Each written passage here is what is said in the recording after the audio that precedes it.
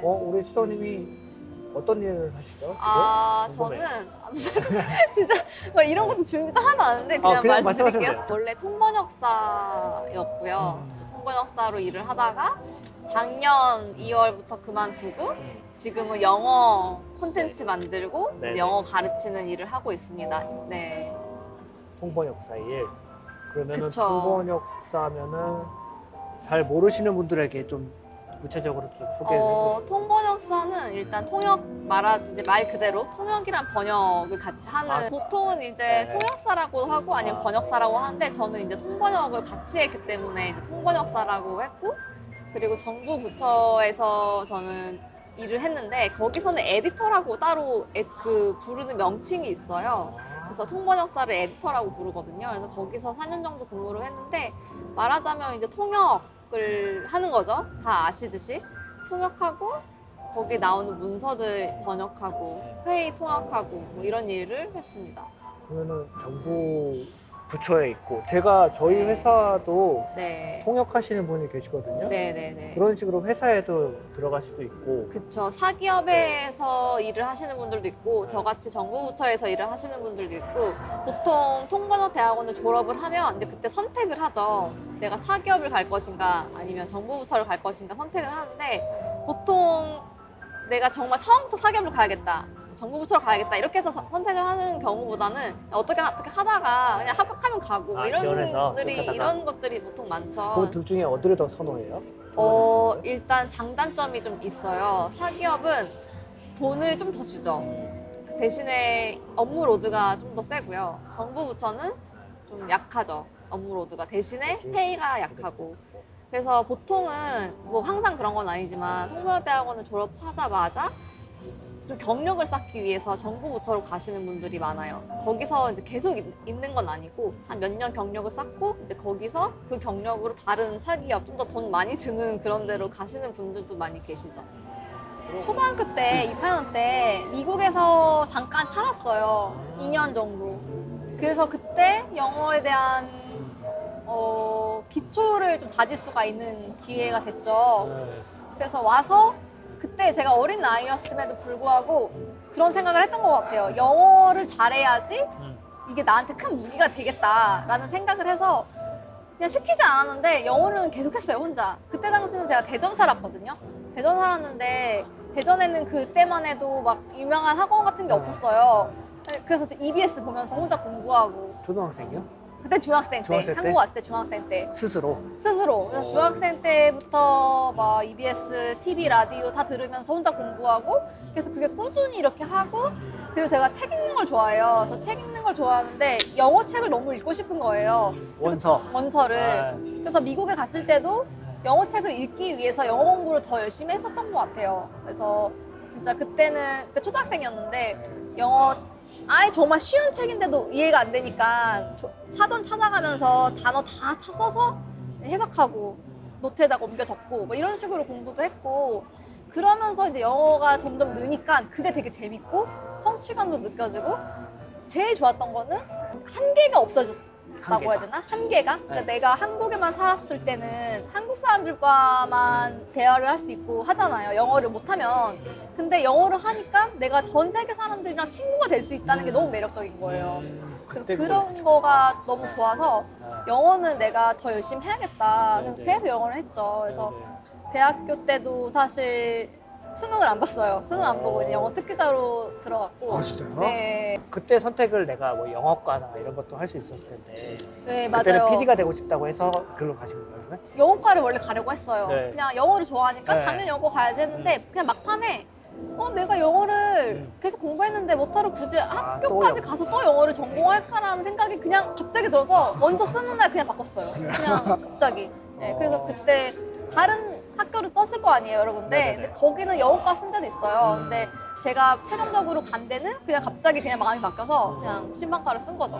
약간 이렇게 뭔가 계획을 꾸준히 하는 것보다는 딱 느낌 됐을 때 맞아요. 딱딱 하는 그런 그런 스타일이시네요. 스타일이에요. 네, 네. 그것도 3개월 만에 또 통번역가도 네, 되고. 네. 수정님은 그거 정부 부처에 계셨고 네. 어디였어요? 지역이? 전 세종에 있었어요. 세종. 제가 국제협력과라는 과에 있었는데 말에서 알 수 있듯이 모든 국제 업무를 다 총괄하는 그런 과였어요. 그래서 예를 들면 해외에서 사람들이 오면은 회의를 할 거 아니에요. 그럼 그 회의에 들어가서 통역을 한다든지 아니면 저희가 반대로 해외에 가서 또 회의를 하고 그때 또 같이 가서 통역을 한다든지 정부 부처에 있으면은 그 또 제가 아까 물어보셨잖아요. 어떤 일을 하냐고. 근데 장단점 중에 또 장점 하나가 사기업에 비해서 약간 좀 굵직굵직한 통역을 할 수가 있어요. 그래서 뭐 예를 들면은 그런 정부 부처의 장관급 회의들을 들어가서 거기서 장관님들의 통역을 한다든지 좀 그런 큰 오, 통역들을 멋있다. 하는 경우가 많죠. 정부 부처는 네. 그렇게 빈도수는 높지 않아도 사기업에 비해서 한 번 하면은 좀 크게 하는 경우가 많아요. 중요한 것들. 그러면은 원래부터 꿈이 통번역사가 꿈이었어요? 학교 다닐 때? 전혀 아니었어요. 아니었어요? 전혀 아니었어요? 저는 원래는 뭐였어요? 저도 제가 뭐 다른 분들한테 여러 번 말했던 기회가 있어서 말씀을 드렸던 적은 있는데 저는 통번역사가 꿈이었던 적은 한 번도 없었고요. 그래요? 네, 원래 항상 저는 PD가 꿈이었었어요. 아. 그래서 전공도 신문방송학과, 그러니까 언론정보학부를 가서 전공을 했고 그런데 이제 뭐 사람 일이라는 게 마음대로 되지 않잖아요. 그래서 이제 원래 PD를 준비하다가 어떻게 하다가 광고회사를 들어갔거든요. 그래서 광고회사에서 일을 하다가 이제 그만두고 그때 생각했어요. 내가 뭐를 할 수 있을까. 한 몇 개월을 고민을 했는데 결국에는 제가 할 수 있는 게 원래 했던 광고더라고요. 근데 저는 광고는 또 하기 싫은 거예요. 이미 네. 너무 질렸기 때문에. 너무 힘들었나요? 너무 예전에? 힘들었어요. 회사에서? 그리고 저는 저랑 되게 적성이 안 맞는다고 생각했어요. 왜냐면은 그때는 특히나 제가 되게 어렵고 좀 철이 없었어요. 그래서 뭐든지 지금 돌이켜 생각해보면 좀 참고 다녔어도 됐을 것 같기도 하거든요.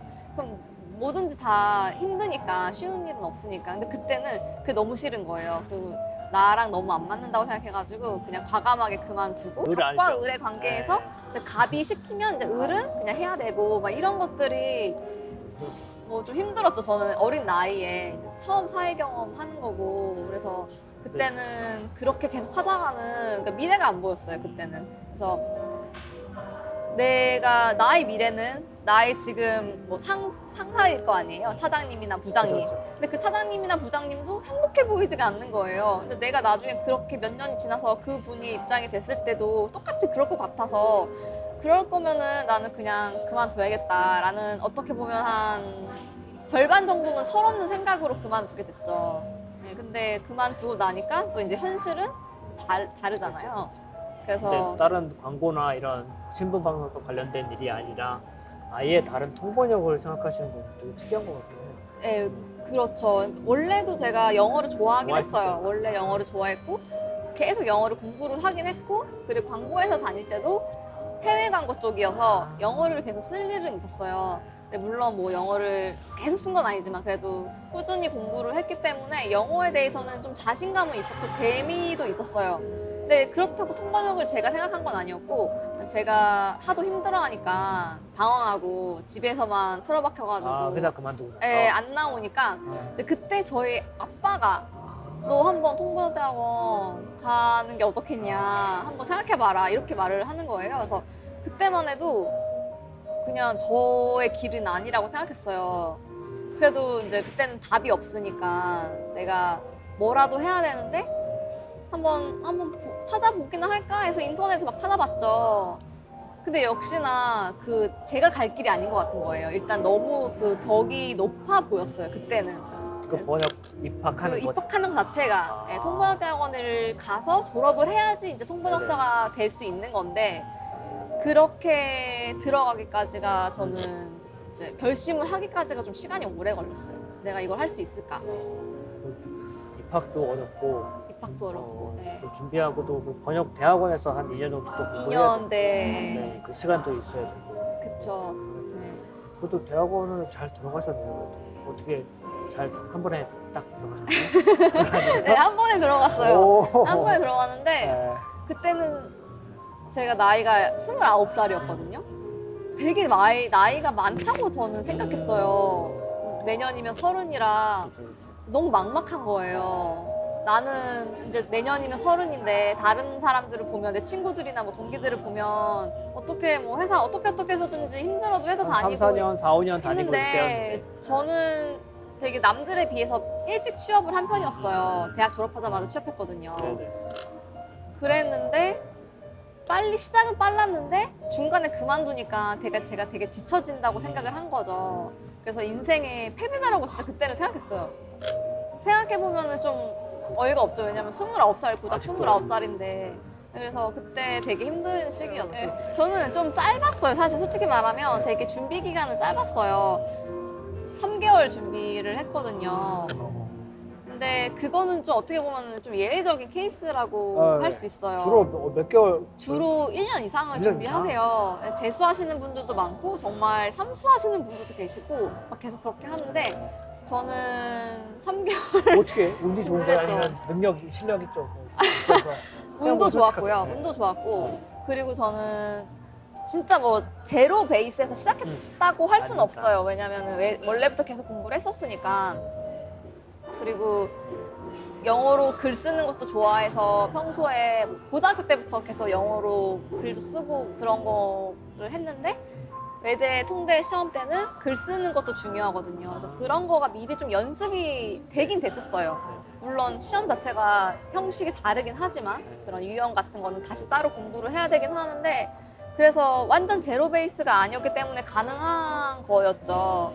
근데 그래도 그 3개월 동안에 되게 열심히 하긴 했죠. 네. 그러면 3개월 해서 들어가고 그때 29살로 딱 들어가서 근데 대학원밖에 없는 거예요? 통번역 가려면? 대학교 통번역사를 하기 위해서 학사는 없어요? 학사도 있어요. 학사도 있는데 통번역 학과가 있는데 외대에 네. 그걸로는 인정이 잘 안 돼요. 아, 네. 대학원은 보통은 통번역사라고 하시는 분들 중에 활동을 하시는 분들 중에 꼭 대학원 안 나오신 분들도 계세요. 근데 그분들은 좀 저희 그 업계에서 말하자면 뭐 페이라든지 인정하는 것도 사실은 조금 달라요. 그래서 대학원을 나와야지 인정해주는 그런 분위기가 있거든요. 그래서 기업에서 통번역사를 채용할 때도 그런 기준에 써 있어요. 뭐 통번역 대학원 졸업 뭐 이런 거가 써 있고. 그러면 학사는 뭐 상관없고 그냥 대학원을 거길 나오면 되는 거예요? 아니면 학부는 전혀 거의 상관이 없어요. 아, 뭐 학부는 공대 나와서 하시는 네. 분들도 계시고 그거는 전혀 상관이 없고. 근데 일단 대학원 들어가기가 어렵기니까 네. 거기 통과하는 것도 어려웠을 네. 거고. 아 그래서 3개월 만에 통과하셔서 외대면은 탑 아닌가요? 대학 통번역 대학원 중에서? 뭐 그것도 사실 조심스럽지만 네. 뭐 제일- 유튜브 방송이니까 괜찮아요. 그냥 우리 개인적인 생각을 얘기하면 맞아요, 되니까. 근데 외대가 제일 역사가 오래됐죠. 오래됐고 그 후로 몇 개 생기긴 생겼어요. 이대도 생겼고 이렇게 몇 군데 생겼는데 그래도 역사적으로 제일 그 오래된 전통을 가진 이제 그런 학교는 외대가 어떤 회사들은 이게 현실인데 이제 많이 통번역사를 이제 하고 싶으신 분들도 네네. 계시니까 근데 네. 많은 회사들이 많이 인정을 해줘요 아직까지는. 네. 근데 어떤 회사는 나도 영어 하는데 내가 좀 바쁘니까 너가 대신하는 거야 이런 마인드로 시키는 데가 있다고 하더라고요. 그래서 그런 데 들어가면은 이제 통번역사들은 좀 고달프겠죠. 좀 서럽겠죠. 아, 네.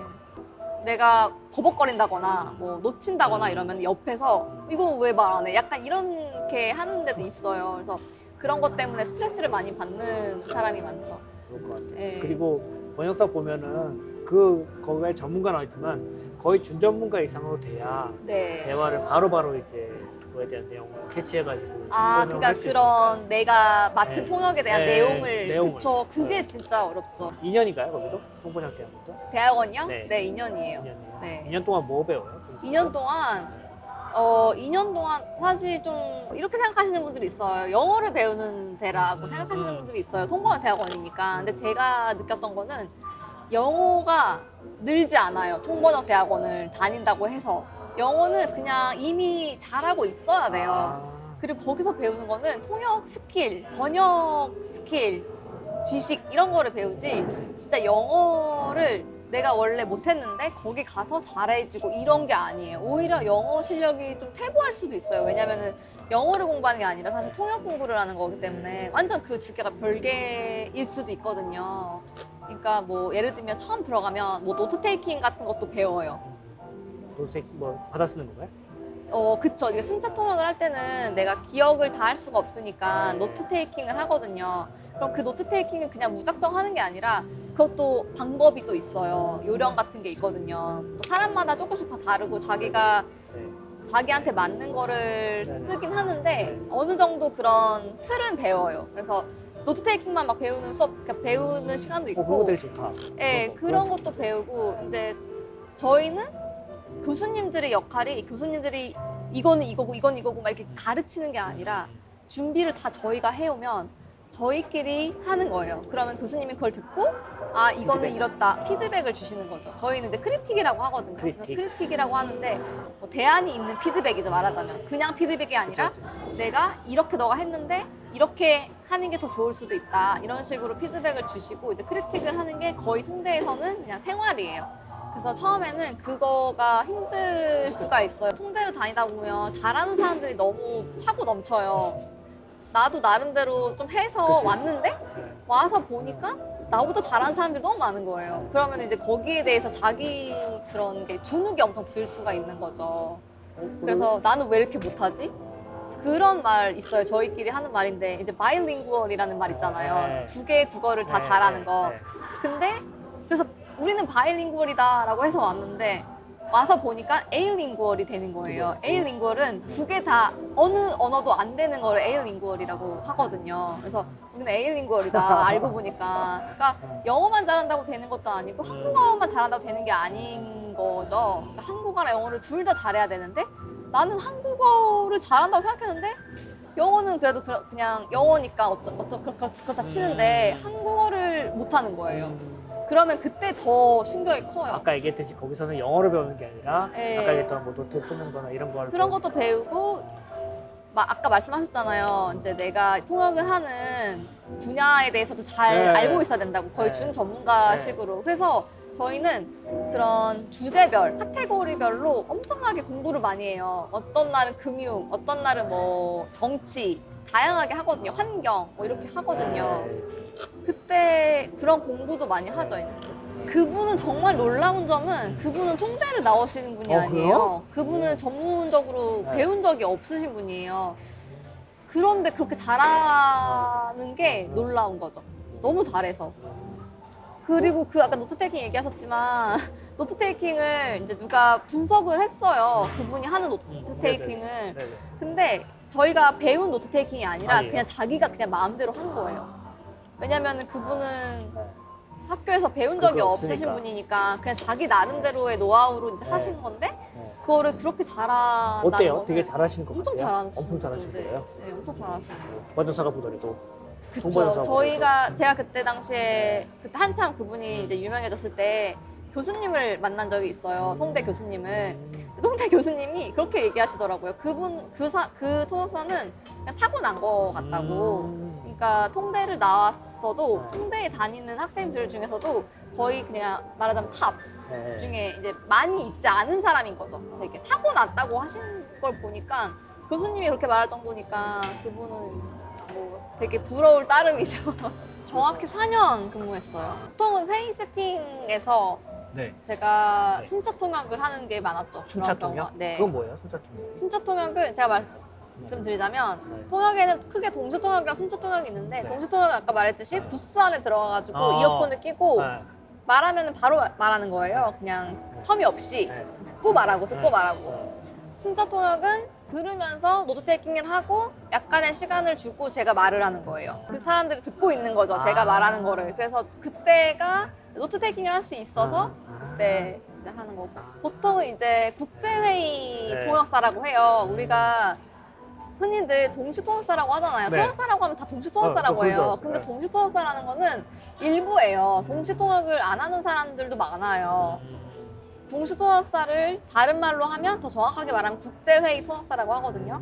국제회의, 보통 국제회의에서 사람들이 듣고 있잖아요. 네. 헤드폰 끼고. 아, 맞아요, 그래서 국제회의 통역사라고 하는 거예요. 통역사들은 뒤에 네. 부스 안에 들어가서 있고, 다 이거 얘기를 끼고. 하고 아. 나머지 사람들은 네. 이제 관객들은 청중들은 이제 헤드폰을 끼고 그걸 듣고 있고 이런 식으로 하는 게 동시 통역이고 사실 저는 동시통역사는 아니었어요. 예. 근데 이제 보통 사람들이 그냥 자기 보고 동시통역사라고 하죠. 왜냐면 네. 사람들이 모르니까. 그러니까 그 구분 자체를 그냥 못하니까. 구분을 못해요. 네. 그래서 그냥 아, 저 동시통역사예요. 이렇게 네. 라고 하진 않아도 음. 동시통역사세요? 라고 하면 아, 네. 이렇게 굳이 이제 부인하진 않는 거죠. 그게 그냥. 뭐 이게 길이 다른 거예요, 그러면? 아니요, 길이 다른 건 아니고 네. 그냥 하는 업무가 네. 네. 동시통역을 그걸 하냐 안 하냐? 하냐 안 하냐인 아. 거죠. 근데 제가 일을 할 했을 때는? 때는 동시통역은 많이 안 했었고 그때는 거의 순차통역을 했던 거죠. 그것도 순차통역은 다 듣고 쓰는 거기 때문에 다 들으면서 이제 얘기하는 거기 때문에 어느 정도 예상을 하는데 동시통역은 얘기를 하면 이게 다음 얘기가 뭘까라는 아. 거를 모르는 경우가 많아요. 그냥 예측을 하고 말할 수가 있거든요. 오, 대단한 일이네. 네, 그러니까 그게 진짜